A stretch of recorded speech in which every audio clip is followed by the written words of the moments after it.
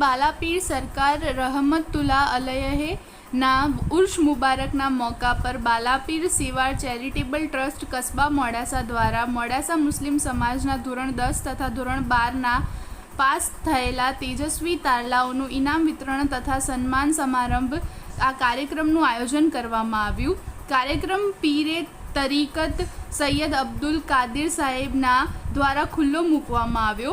મુખ્ય મહેમાન તરીકે જનાબ ઇમ્તિયાઝ પઠાણ પ્રમુખ ગુજરાત મુસ્લિમ એકતા મંચ પણ હાજર રહ્યા હતા।